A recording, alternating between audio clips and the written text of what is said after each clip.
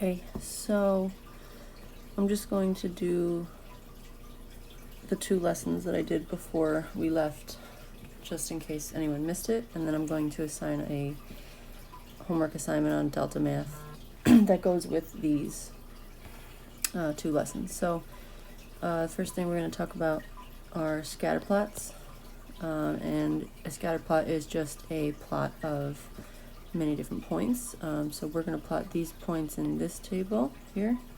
So if you sleep 8 hours, you're going to get a test score of 83. It's about here. 7, 86. So I'm just going to plot these points.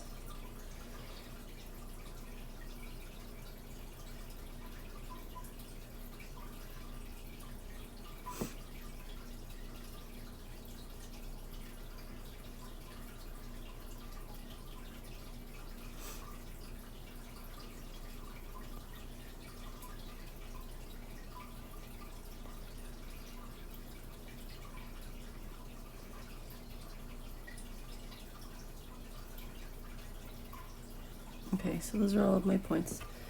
And just to give you an idea of what this is about, if you have not read it, a math teacher asked her students how many hours of sleep they had the night before a test, and the data below shows the number of hours that the students slept and their score on the exam. So this math teacher found that if her students slept for, say, 6 hours, they got a 76 on the test.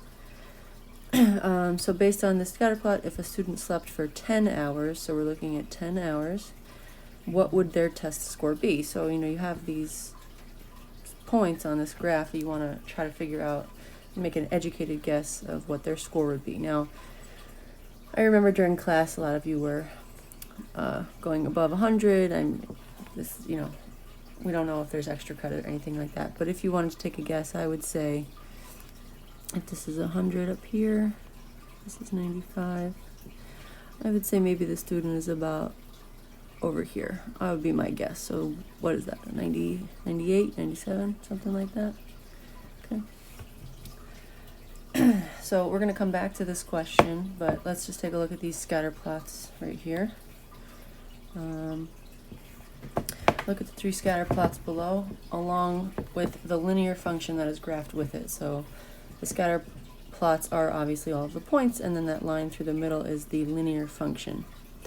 Identify similarities and differences between the scatter plots and their functions.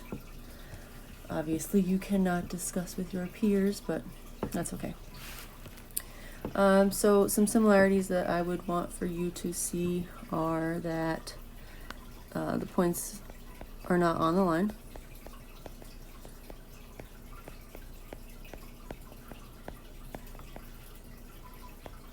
Okay, so you can see in each one the points are not on the line. There are very few.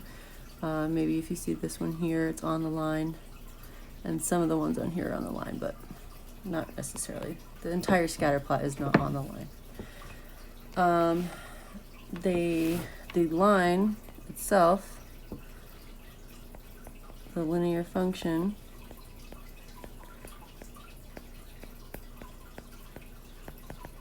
is in the middle of the points.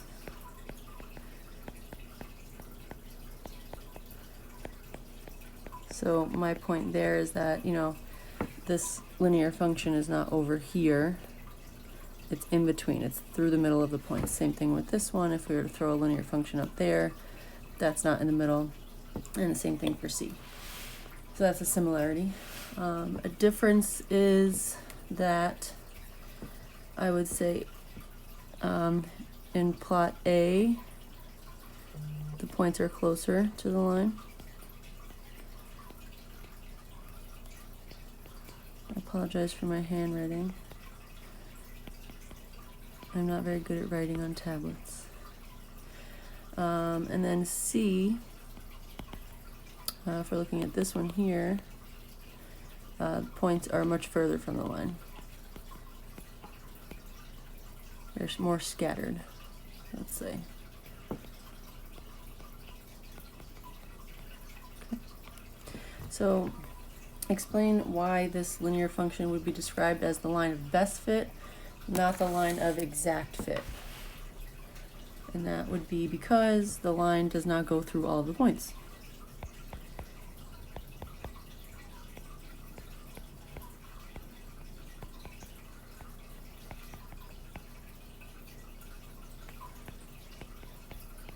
Okay. So if it did go through all of the points, that's an exact fit. But because it does not, we're going to be creating what we call the line of best fit, so that it best represents all of those points on the scatter plot. Okay. So we come down here to linear regression and the line of best fit. So this is also called a linear regression equation, which you will see on exams and whatnot. They call it either a linear regression equation or a line of best fit. So this is the problem from the very beginning, and this is the completed scatter plot.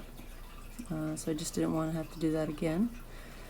How can we make the most accurate prediction of the test score for the student who slept 10 hours? Now, if you remember, I said maybe about 98.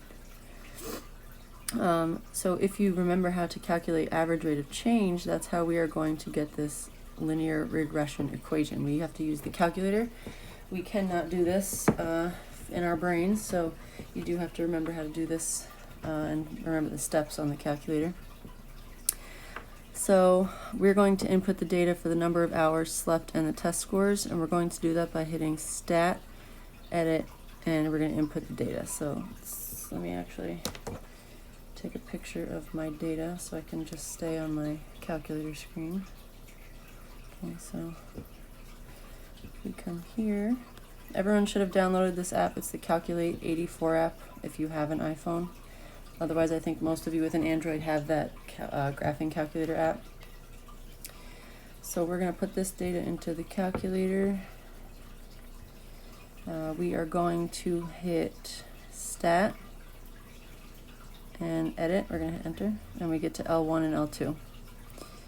L1 is going to be the hours slept, so we're going to do 8, Enter, 7, Enter. Notice that you have to hit Enter after each entry.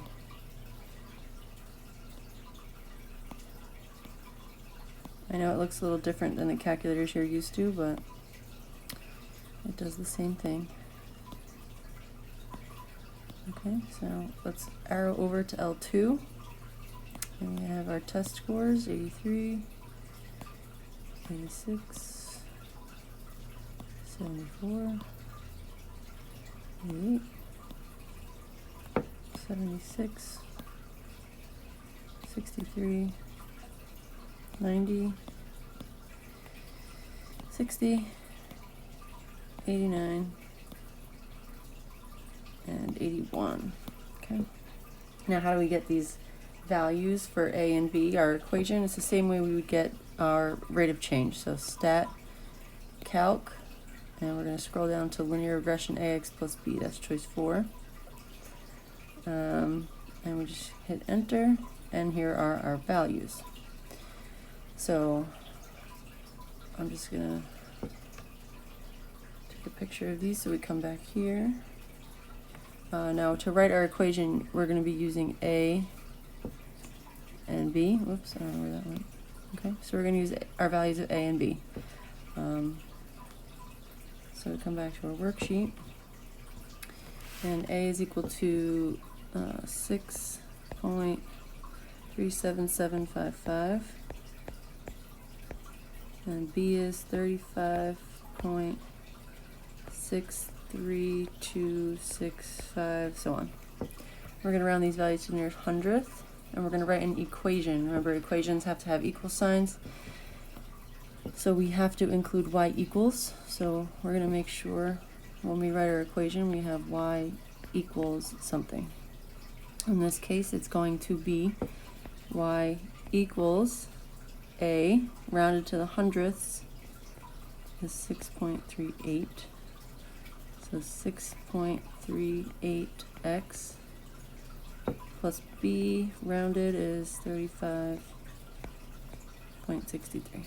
So plus 35.63, and that is your linear regression equation.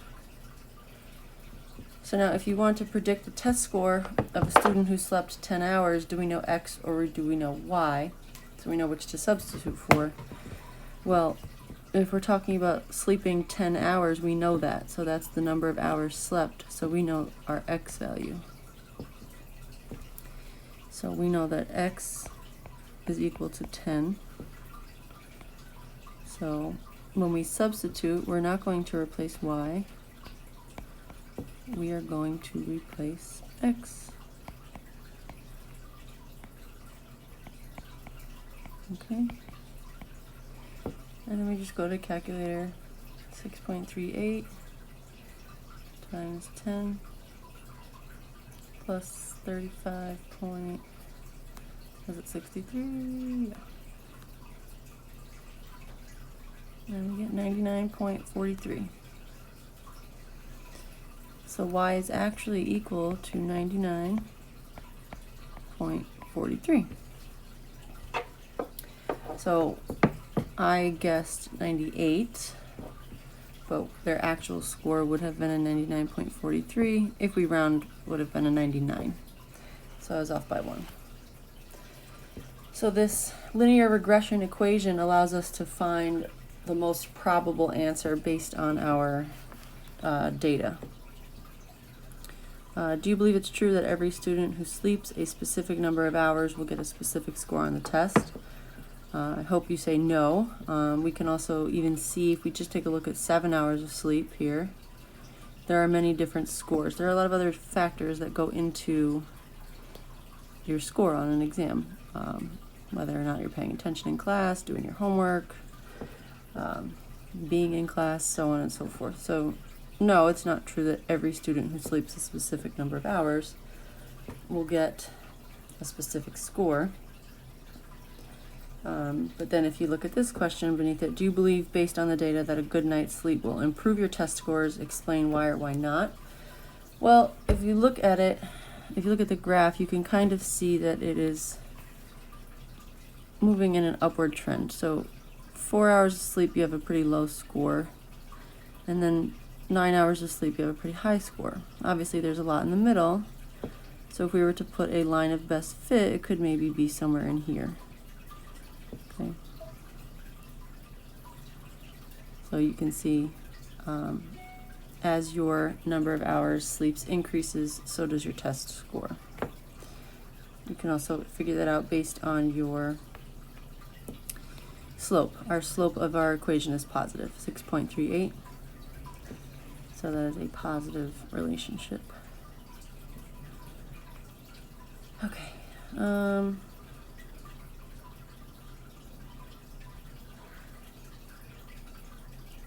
right, I'm going to stop it here, and then I will create another video with another example, with these two examples here. And if you do need more help, you can look at these. Otherwise, feel free to go to the